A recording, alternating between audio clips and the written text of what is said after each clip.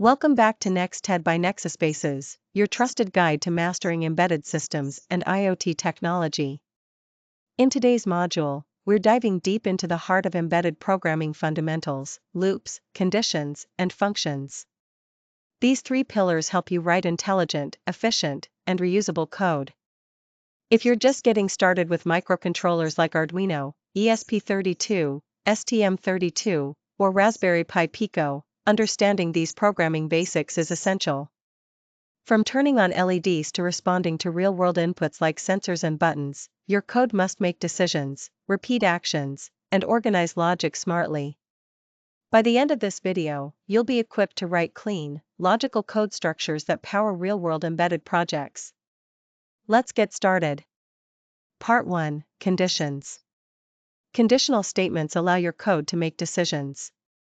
The simplest is the if statement. Think of it like a fork in the road. If the condition is true, go this way; if not, take another path. Here's a basic example using Arduino code. In this case, the program reads an analog value from pin A0. If it's greater than 500, the LED turns on. Otherwise, it turns off. The if statement checks one condition. You can expand this with else if to check multiple cases. Let's say you want to classify temperature levels. This code gives you control logic based on temperature readings. If temp less than 20, serial.println too cold. Else if temp less than 30, serial.println comfortable. Else serial.println too hot. For multiple discrete values, switch case is more elegant than multiple if-else conditions. It's ideal for menu selections, serial inputs, or mode settings. Here's an example where a command from the serial monitor controls an LED. Int command equals serial.read. Switch, command. Case 1. Digital write, LED underscore built-in, high. Break. Case 0. Digital write, LED underscore built-in, low. Break. Default. Serial.println, unknown command. The program listens for input. Pressing 1 turns the LED on. Pressing 0 turns it off. Anything else results in a message. Part 2: Loops. Loops are fundamental when you want to repeat a block of code. The for loop is best when you know how many times you want to run something. Example. For int I equals 0, I less than 5, I plus plus. Digital write, LED underscore built-in, high. Delay, 200.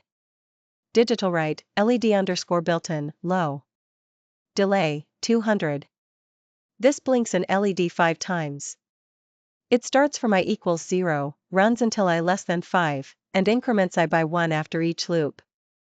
Use while loops when you don't know how long the loop will run, just that it should run as long as a condition is true. While, digital read, button pin, equals low. / wait for button press. This keeps looping until the button is pressed. It's useful for monitoring sensors or waiting for user interaction. Unlike while, a do-while loop guarantees the code runs at least once, even if the condition is false. Example. Int number. Do. Number equals serial.parseInt. Serial.println, enter number greater than 10.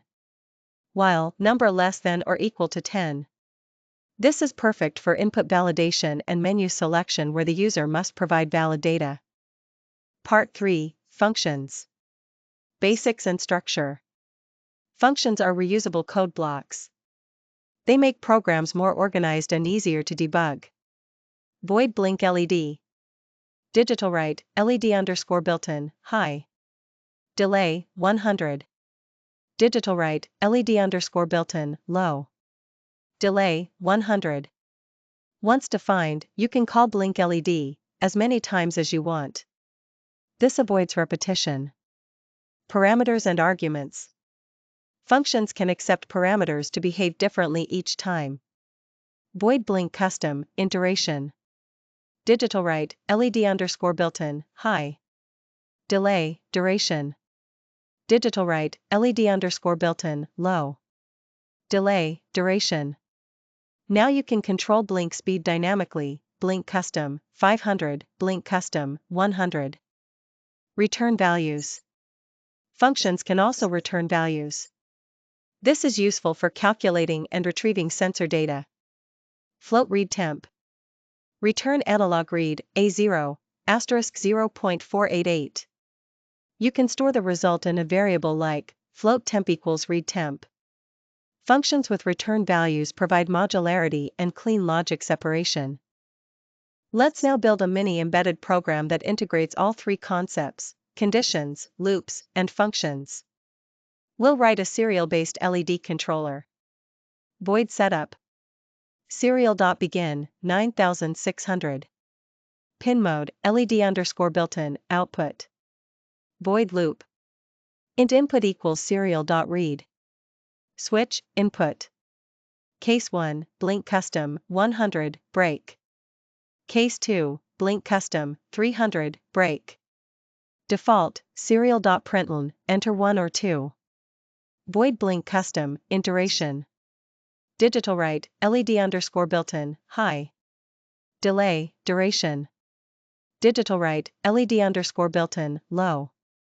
Delay, duration. This example listens to input and changes behavior accordingly using all concepts we discussed.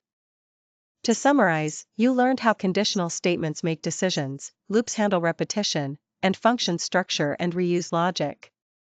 Together, they form the core of embedded programming. These tools allow you to create dynamic, responsive, and scalable embedded applications. Practice these concepts by building small projects like sensor-based lights, alarms, or menu-driven serial interfaces. In the next video, we'll look at interrupts, timers and delays and how they help embedded systems respond to events in real time. Don't forget to like, share, and subscribe for more in-depth content. See you in the next session.